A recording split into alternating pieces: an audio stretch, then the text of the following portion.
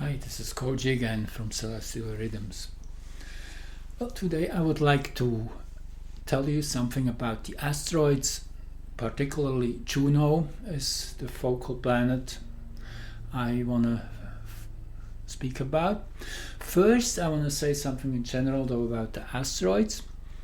As you see here on this picture, actually this is the symbol here for JUNO, and here this is the inner solar system. And you see Sun, Mercury, Venus, Earth, Mars, and then there's a wide gap, and then there's Jupiter. And till about the year 1800 nobody had seen anything here in between. They were all too small, these asteroids.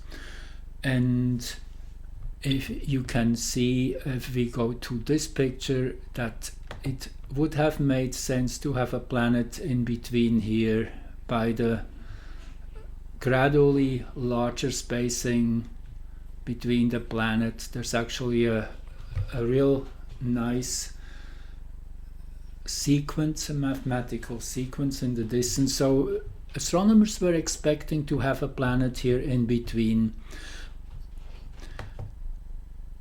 And actually it's now proven fact that there was a planet at some point in between Mars and Jupiter. Tiamat, or Maldek is the name it goes by, and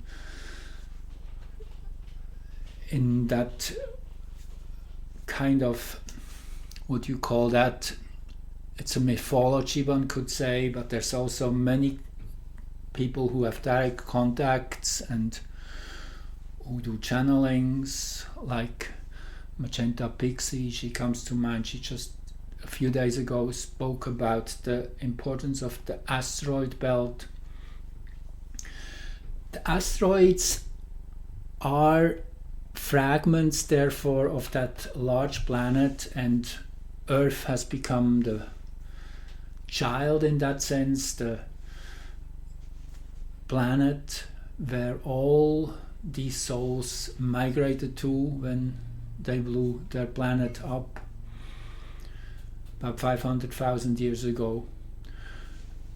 And in that sense, there's still some collective memory about that catastrophe, and the asteroids are kind of the bridge reminding us, connecting us with that karmic past, and help us to redeem what has been gone wrong at that point. And actually Earth has been on a trajectory which would have led into destruction for many decades, up to about 1940s, and since then gradually all these voyagers or starseeds were volunteering to come here to prevent that from happening. And the asteroids play a crucial role in that. They're kind of linking the inner solar system, the personal planets, with the outer solar system, which are Jupiter, Saturn, the two which we call social planets, and then all the outer ones, Uranus, Neptune, Pluto, and all the Kuiper belt bodies, the trans-Neptunian objects and such, which are transpersonal planets, collective energies. So anyway, the inner planets, the personal planets, which we identify with our likes, dislikes, our will, our particular way of thinking, our moods, and our core being, linking with the greater world through the asteroids. The asteroids in that sense are ways we can reach out and interact in the greater scheme. And Juno is one of the main asteroids. As I said, it's, I guess, number 4 for the 4th, which was discovered. And Juno is particularly interesting right now. This is the chart for February, when Juno reached its yearly maximum at 21 degrees Libra.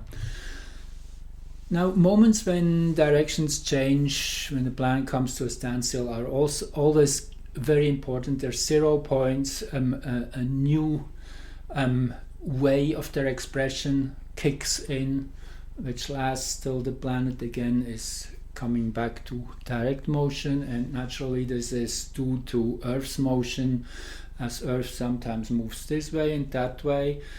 As we do the circular rounds around the Sun, the other planets appear either to go forward or backward. So most, as an overall statement, Juno in Libra this year, for most of this year. That's a great placement in general. It is the sign of partnership, and I should say a few words about Juno in general. Juno is the planet of, or asteroid of, partnership, of working together, of supporting each other. It's also the understanding that only a big roof can only be needs many pillars to be supported by. It's kind of, the more people we are, the greater edifice we can build. In that sense, Juno is a planet or an asteroid which needs us to come together as a group. It is interesting that in the American chart, Juno is also in Libra, so this will be felt by the North American population most strongly. What is happening this year, it's kind of a new cycle starting for them.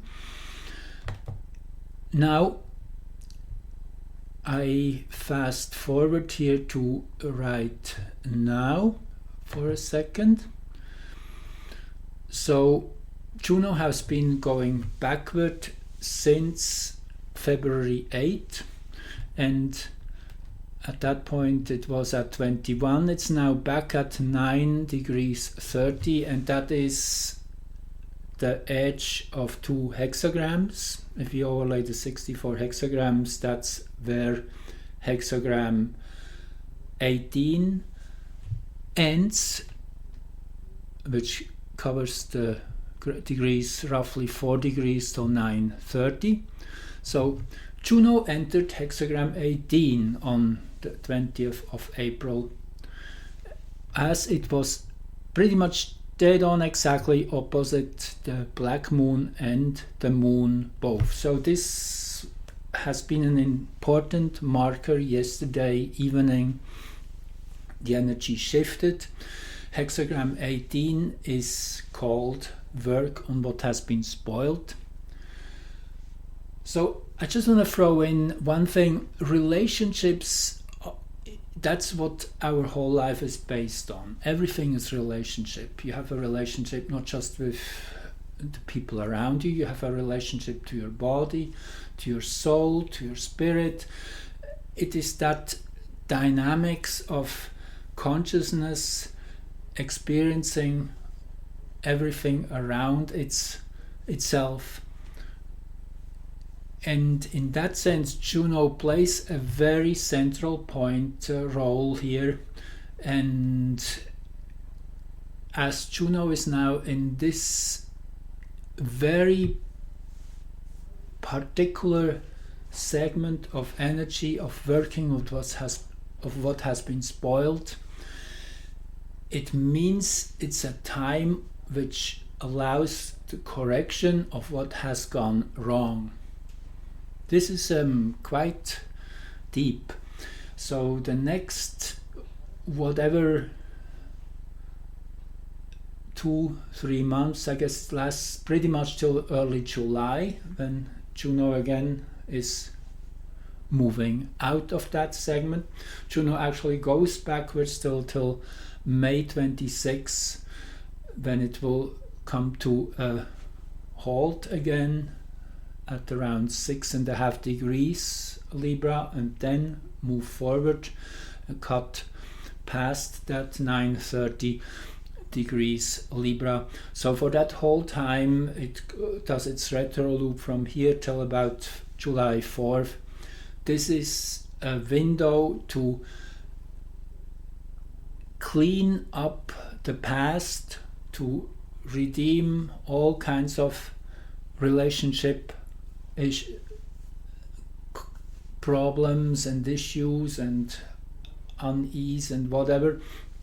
So it's a great window to reset and reevaluate relationships as such.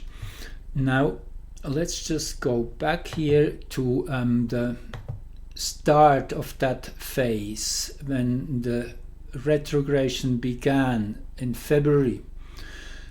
And as this is such an interesting window and very different from what we usually experience, as we are now having that social distancing, everybody has to be alone, and so it's really hard on Juno too, from that level, that we cannot really work together. We have all that distance, and we might really have a harsh time with that. And this is shown in this chart with the Venus Black Moon Chiron conjunction. That was the beginning of that phase of Juno's retrogression, which will come to a close around May 26. So that's another way to see that likely by the end of May there's a change here happening.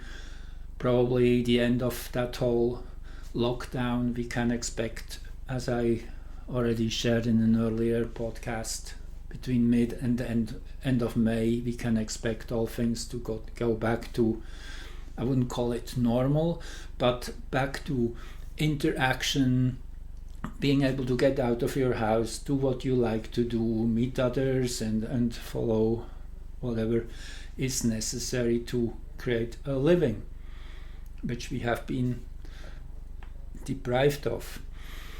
So this is interesting. That's at the cusp of the 11th house here for the United States, for Washington, the American capital, which represents the whole country. At the cusp of the 11th house in early Eris. So it is kind of telling us there will be difficulties, there will be suffering, there will be darkness in that phase of Juno's expression, going backwards, retreating. Interesting also if we do the midpoint chart between that moment when Juno changed to backward motion with the American chart, the midpoint chart. Those who follow my work know I'm using that a lot, and that's a powerful hinge between the basic signature, in case of the whole nation, the energy the nation holds as a whole, and the present energy, and they meet in the middle. So this 18 degree 12 ascendant here is particularly interesting. I did an overlay here and then you see why. The outer chart now is that midpoint chart, and that midpoint ascendant is on the American Black Moon, which definitely doubles down and says, yes, this will be a difficult phase. Again, this just also proves how powerful these moments are when planets change directions. Okay, now let's go back to where we are right now.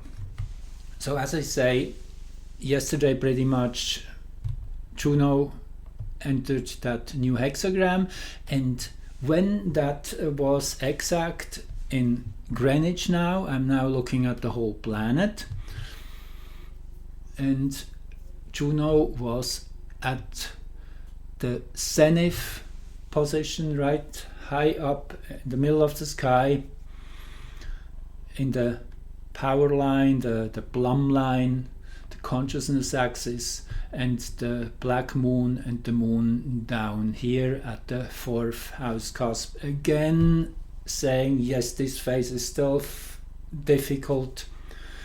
It will be that separation, that being almost pushed to deal with difficulty and with issues and resolve and go back to the roots of what has not worked out properly, resolve it. So anyway, it is nice to have these two bodies, the black moon and Juno, in these new hexagrams when they exactly were opposed. That is in that next one, that was their perfect opposition, which was about 2-3 hours later. You see, this is 1:19 a.m. on the 21st, when they were exactly in opposite places of the zodiac, and 2-3 hours earlier Juno changed, crossed the 9:30 degree mark, and you see the black moon is still a little bit shy, just by 1 minute of arc to exactly oppose. That's the 3 hours there. So if we stay here at this in this chart for a minute, what I want to show you also is the sextile to the ascendant, which is lovely. That means although this is a difficult time, there will be a friendly resolution of that whole frame of energies. Also, there's a Venus Hygeia conjunction. Also Vesta is here. Hygeia is health and well-being. Vesta is the dedication, focus to do the right thing. Venus naturally is that lightheartedness of playfulness, of reaching out, particularly in Gemini. So this already is kind of a light at the end of the tunnel, that yes, it seems things are getting better. There's again the 120 degree angle here, and then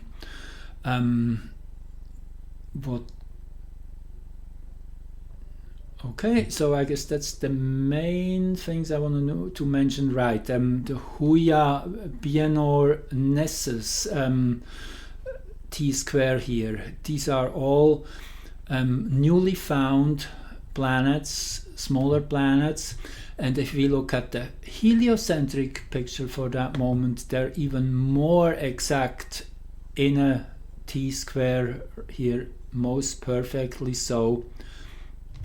Now I made a little note here because to me these planets are new too. I'm still learning here too what they all mean. So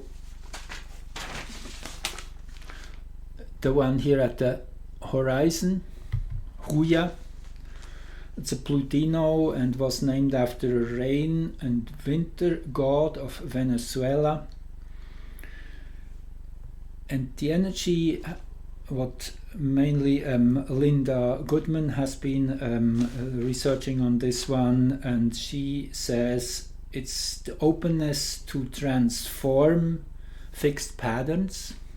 I guess that definitely makes sense. We have to really do things in a very different way right now. Also fixed patterns from past lives. I mean, whatever life we had before COVID-19 is kind of our past life in a way. And to free oneself and transition to more flexible expressions. So overall, we could see a silver lining here, that whatever we go through now, experience, will also help us to become more flexible in many new ways, which we still will be surprised to learn, as there's so many things happening out of our field of vision. Then Nessus is a difficult centaur, has to do with abuse and with pathological behaviors. Orcus up here is a Pluto-like energy, whereas Pluto is, you could say the male part of that transformational energy. Orcus is the feminine side of that. Also has to do with the underworld.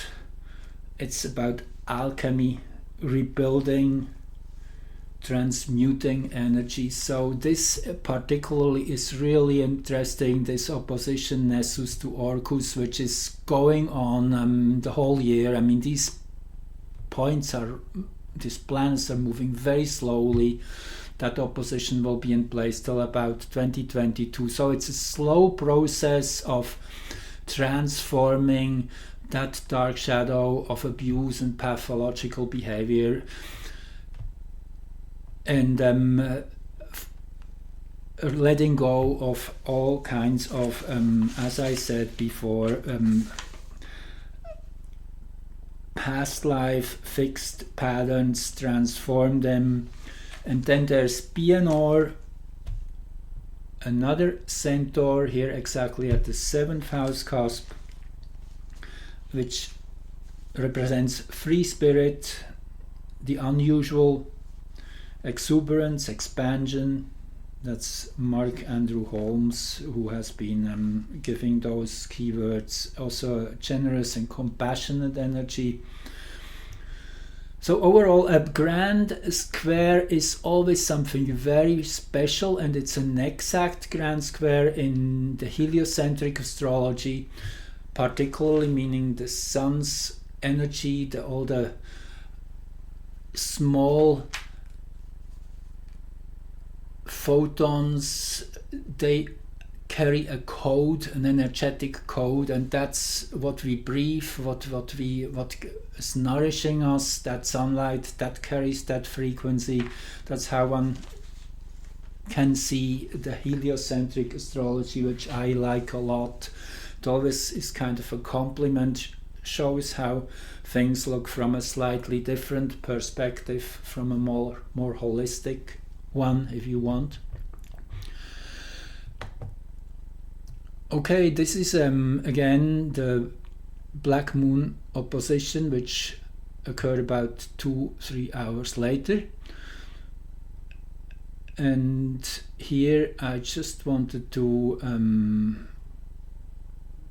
focus on Hilonome for a minute. Hilonome is the one who is ready to sacrifice, to take on a difficult job and resolve something. Hilonome was a very faithful companion, and she pretty much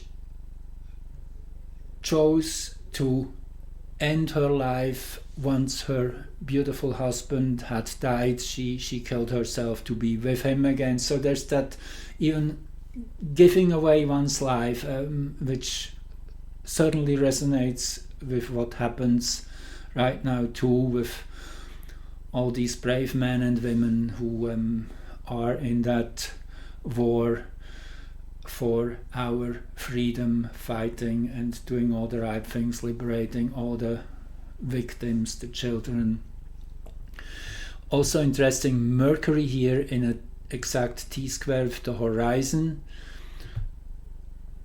which says that there is an understanding happening of what is occurring, and I mean, that's really the part which is important, that we come to a place of understanding, of integrating all that information and knowing, and be on the same page. And Mercury is still in Eris here for the next 2-3 weeks.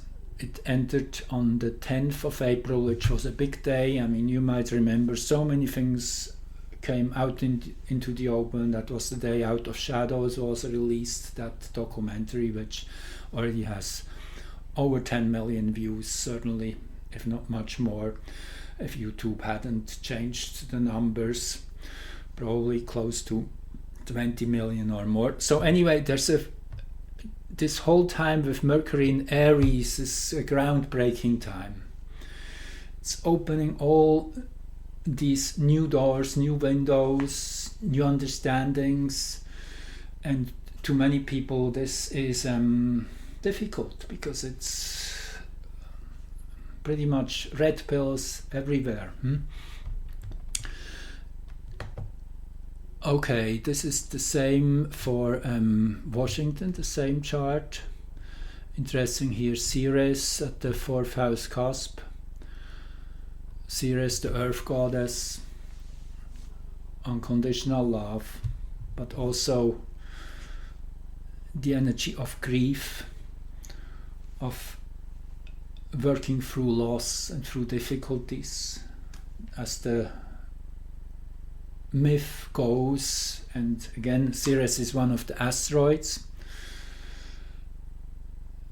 actually the largest one, the only fragment of that planet Tiamat which was big enough to still reshape itself into a sphere.